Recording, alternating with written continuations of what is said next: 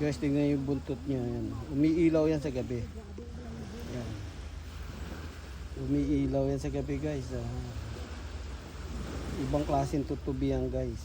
Umiilaw yung buntot niya sa gabi. Kaya pag nakita mo yan sa gabi guys, ang ganda. Tutubing karayom. Di ba guys?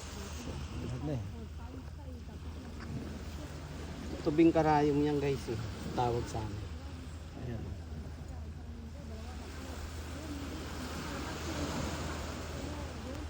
Tutubing karayom. Dadapo siya rito guys. Ayan.